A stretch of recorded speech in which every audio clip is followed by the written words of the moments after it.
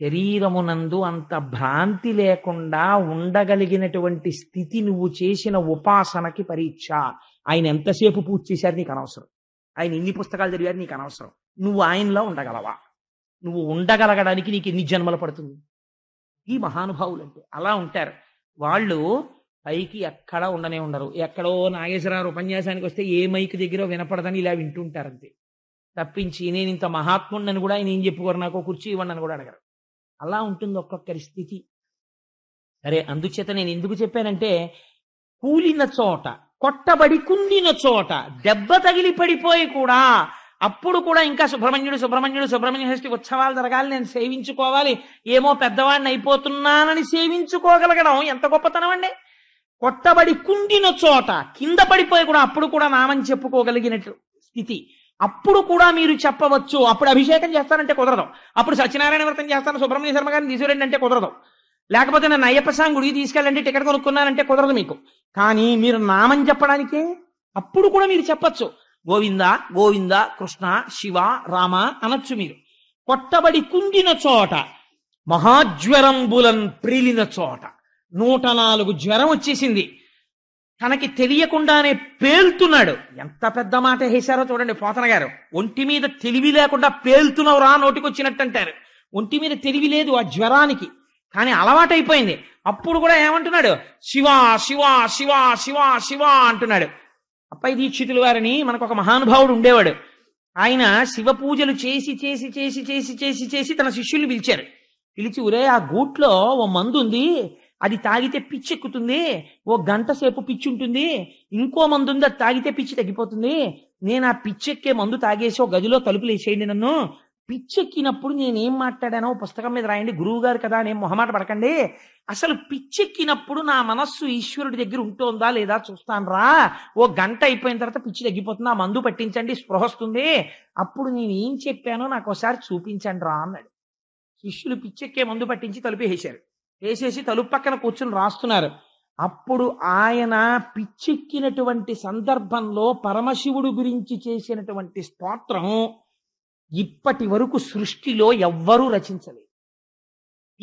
మహాజ్వరంబులన్ ప్రేలిన చోట, ఇది ఇక్కడ సంస్కారాన్ని బట్టి వస్తుంది, అంతేకాని ఓ ఫ్యాషన్ కోసమో ఇంకో దాని కోసమో చెప్పడంలో రాదు.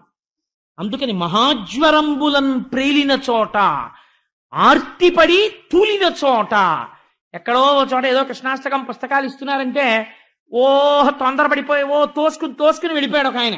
వెళ్ళిపోయి ఢామని కింద పడ్డాడు. పడిపోయి కృష్ణాని అనుగ్రహమయ్యా ప్రసాదం ఇస్తున్న చోట పడిపోయాను అన్నాడు అనుకోండి. ఆర్తిపడి తూలిన చోట, విష్ణు భవదూరిని నామము చెప్పి తిరేని పైనియ కాలుని యాతనా వితతి పొందరు దుఃఖభావముల్.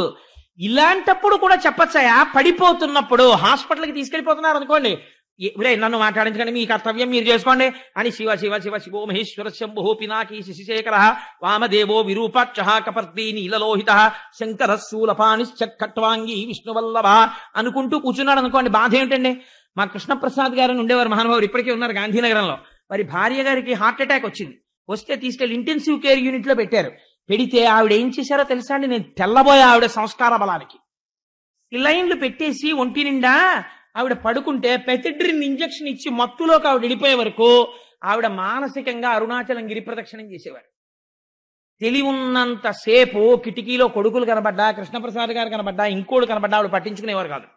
ఆవిడ అరుణాచలం కొండ చుట్టూ గిరి ప్రదక్షిణం చేస్తూ ఉండేవారు. ఆ ప్రదక్షిణం మనసు చేస్తూ ఉండగా నిద్రలోకి జారిపోయేవారు. ఆ స్వప్నంలో కూడా అరుణాచలంలోనే తిరుగుతుండేవారు. ఏమో ఆగిపోతుందేమో, ఎందుకు వీళ్ళ మీద భ్రాంతి, అరుణాచలం చుట్టూ తిరుగుదామని. ఆఖరికి డిశ్చార్జ్ చేసి ఆవిడని తీసుకొచ్చి రూమ్లో పడుకోబెట్టారు. ఆవిడ రూమ్లో పడుకోగానే పిల్లల్ని పిలిచి ఏం చెప్పారో తెలుసా అండి? మీరు పిచ్చ పిచ్చ మాటలు మాట్లాడడం, అమ్మా ఉంటావో ఊడిపోతావో, ఈ వెర్రి ఈ పిచ్చి పిచ్చి మాటలు మానేయండి. మీరు నాకు చెయ్యగలిగిన మహోపకారం ఏమిటంటే, నాకు నీరసం వచ్చేసి నేను నిద్రపోయే వరకు నా పక్కన పిల్లలు వంతులేసుకుని నిజంగా నా బిడ్డలు అనిపించుకోవాలంటే అరుణాచల మహాత్మ్యము అలా చదువుతూ ఉండండి. నేను అలా వింటూ ఉంటాను. ఒకవేళ నేను నిద్ర అయిపోయాను అనుకోండి, మీరు ఊరుకోండి. మళ్ళీ నాకు తెలివి వచ్చింది అనుకోండి, నన్ను అడగక్కర్లేదు, ట్యాబ్లెట్ ఆ నోట్లో బారేయండి, కాసి నీళ్లు పోసేయండి. అన్నమా ఏదో అన్నం పెట్టమన్నారో, ఇడ్లీ పెట్టమన్నారో, పెరుగెట్టమన్నారో, డాక్టర్ గారు ఏం చేయాలి పెట్టండి. విహిత కర్తవ్యం మీరు చేసేయండి.